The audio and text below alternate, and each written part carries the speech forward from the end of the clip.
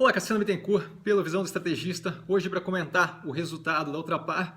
Para quem não conhece, Ultrapar é uma holding de participações com a Ipiranga, que faz distribuição de combustível, Ultragás, que faz invase e distribuição de GLP, também a granel, né?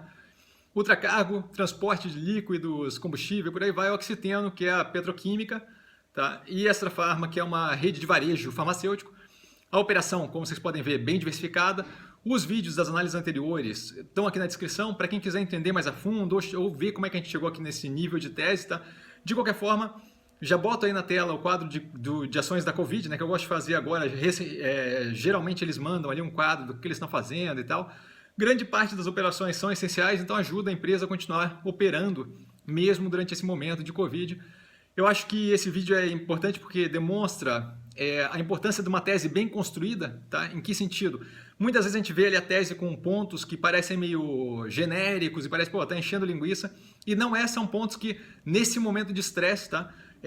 Vem aí com a validade ressaltada, justamente porque se mostra claramente ali a utilidade e a necessidade desse tipo de consideração na tese de investimento. Nesse caso aqui com relação à diversificação da operação, mas a gente entra nisso mais à frente, tá? A tese, então, está mantida, tá? É uma tese que tem uma manutenção do último trimestre para esse trimestre, onde o cenário está completamente diferente, baseada em 3 pontos. Eu vou fazer um pouquinho diferente nessa daqui. Nesse vídeo aqui eu vou fazer due diligence junto com a expansão da tese. Não vou falar a tese antes, depois fazer due diligence. Vamos fazer tudo numa vez só, para justamente eu conseguir carregar vocês na direção da análise que eu fiz, tá? E aí cada um tira a sua conclusão, mas assim, é esse o ponto que eu quero fazer. Quando chegar no final vai ficar claro o ponto que eu quero fazer, tá? Primeiramente, o preço descontado. O ativo, na minha visão, claramente com preço descontado. Tá? O último resultado foi analisado no dia 20 de fevereiro. A gente tem um preço consideravelmente acima do atual, tá? Um desconto aí de aproximadamente 36%. É um desconto considerável, tá? Nesse momento agora. Não acho que seja justificável pela performance. Se você pensar pura e simplesmente lucro, aí talvez você tenha algum tipo de fundamentação, mas eu vejo a operação como algo um pouco mais perene, de longo prazo, e justamente vejo qual é a capacidade daquilo ali se recuperar e para onde é que a gente está indo, tá? E eu acho que fica visível no próximo ponto da tese o porquê que não justifica um desconto desse preço, tá? Diga-se de passagem, nos 22 e 20 que estavam na última análise, também já acho que o preço já estava consideravelmente descontado, acho que tinha que estar muito acima daquilo, estava longe já do pico que tinha atingido perto ali do começo do ano, final do ano passado, tá? O segundo ponto, que a gente também comentou algumas vezes, né, da tese, é o foco em ganho de eficiência operacional. A empresa vem melhorando, depurando loja, depurando distribuidora de combustível, né, posto de gasolina e por aí vai. Nessa situação mais complicada, é complicado ela ter melhoria nesse momento da operação, né? Claro, a gente tem uma pressão de um choque exógeno muito forte, repentino. Fica complicado você ter uma melhoria na operação, mas ela tem uma operação muito resiliente, mesmo levando em conta a questão do Covid-19. Então a gente vê isso pela receita líquida, que tem uma melhoria year on year, né, versus o mesmo período do ano passado, uma piora quarter on quarter versus o quarto trimestre de 2019, onde ela estava pegando ali um ritmo um pouco diferente, tá? O EBITDA, e aí excluindo não recorrente, né, a gente vê ali que tem uma melhora year on year e uma piora considerável quarter on quarter, aproximadamente ali 17%. Tá? Então fica aí nessa questão de, pô, não é uma melhora na operação, mas não é propriamente uma piora generalizada no negócio. E o lucro não, o lucro de fato tem uma queda considerável quando comparado com qualquer um dos dois períodos, tanto o período passado quanto o mesmo período do ano anterior.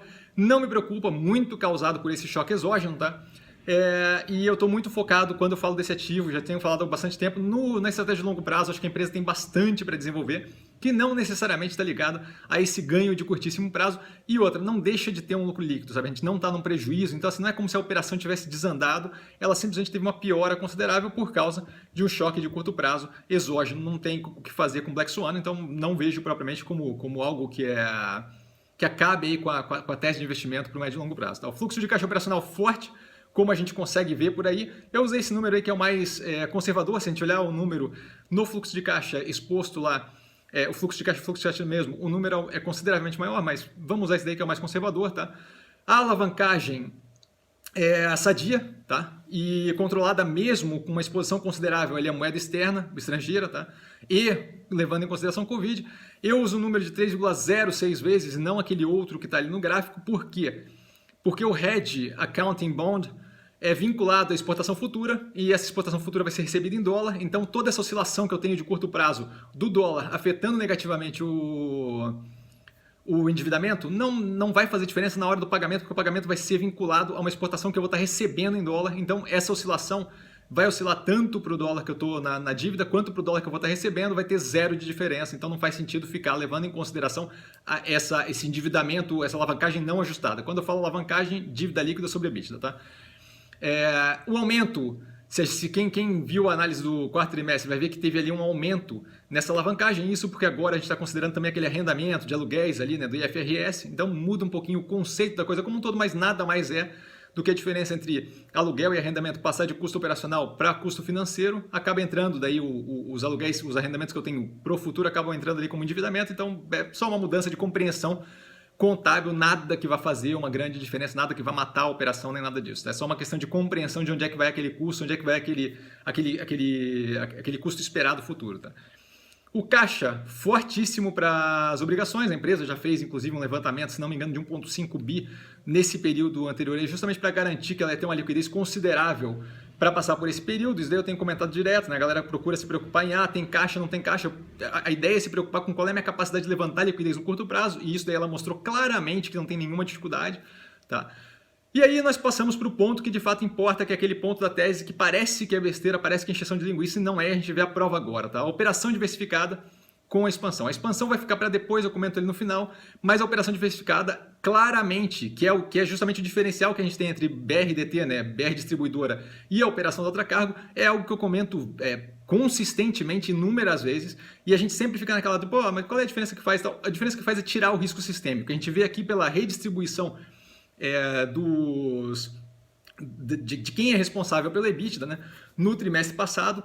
Então a gente vê ali que claramente a gente tem uma redução ali do EBITDA comparativamente ali com o quarto trimestre de 2019, mas a parte que é interessante é justamente a mudança do mix, né? A gente vê o Ipiranga passando a representar 57% do EBITDA, tá? Enquanto o Ultracargo e Oxiteno tem ali um destaque de ganho de posição. Se a gente olhar ali nas margens também, a gente vê que algumas operações crescem muito a margem, porque uma operação diversificada reage de forma diferente quando a gente tem algum tipo de choque exógeno, quando a gente tem algum tipo de evento não previsto. A gente consegue ver ali que ao invés, se eu tenho uma operação só de posto de gasolina, tudo que eu ia ver era a redução do Ipiranga, a porrada que eu ia tomar, e não ia ver, por exemplo, o ponto positivo de Oxiteno, de Ultracargo, continuando com a operação e em grande parte aí ganhando tanto margem quanto evolução no tamanho da operação. Então, assim, isso é super, super positivo, tá?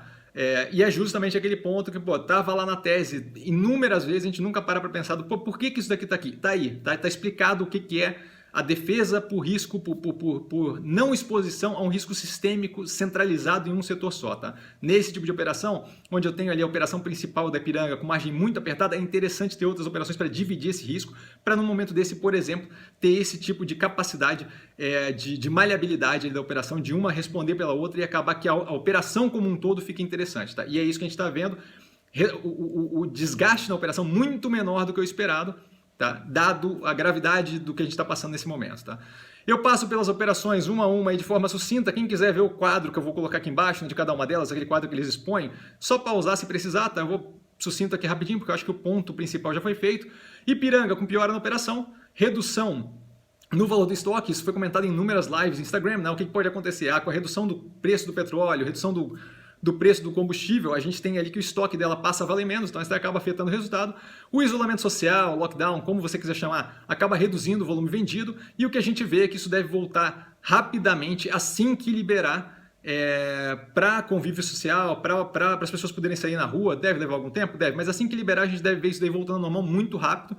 Não deve ter pent-up demand, como é o caso da Fleury, da análise de ontem, tá? Então a gente, assim, o cara não vai passar a dirigir 2 vezes o que ele dirigia normalmente só porque ele não dirigiu durante um período, certo? Então o que a gente vai ter é uma volta à normalidade. Esse faturamento que a gente está perdendo agora por falta de demanda está perdido, não tem muito o que fazer. De qualquer forma, o retorno deve ser muito agressivo uma vez que a gente tenha isso liberado, tá? A Oxiteno vem com a operação com uma melhora considerável, tá? A gente consegue ver ali pelo EBITDA, e aí excluindo aquela parte de não recorrente, tá? Só pegando o EBITDA puro mesmo. Uma ajuda aí que vem da operação da Oxiteno ligada, vinculada à agro, tá?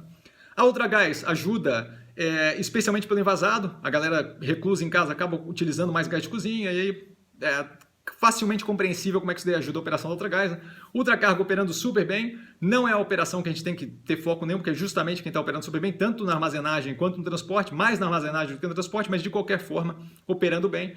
E a Extra Farma, que vinha já num trabalho de melhoria contínua, depuração de loja, evoluindo ali, fazendo um fluxo de caixa já com alguma consistência, consegue fazer um EBITDA positivo mais interessante aí, tá? A estratégia vem funcionando, o que mostra justamente a empresa aí conseguindo viabilizar todo aquele trabalho deles de depuração de loja, de melhoria de uma operação que é uma operação pressionada, no caso ali Extra Farma, né?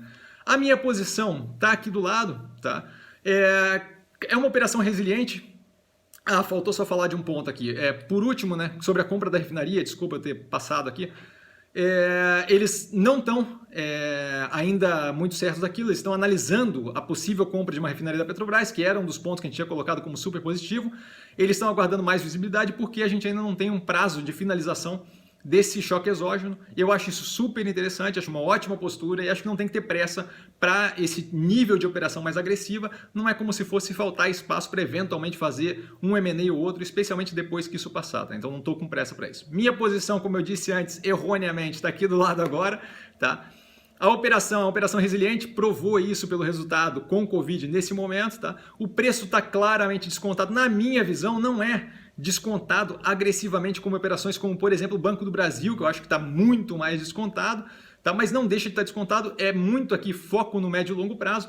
A empresa é muito bem gerida, todo o trabalho que eles fazem operacional é muito positivo. O futuro eu vejo como bem promissor, tá?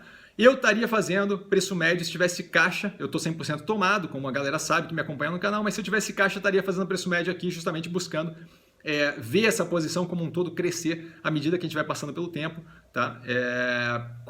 E é possível que eu faça isso se eventualmente um investimento ou outra carteira for maturando mais cedo, eu justamente retirar a caixa de lá e jogar para cá à medida que os investimentos maturam. Não vou forçar a operação, mas é possível que isso aconteça.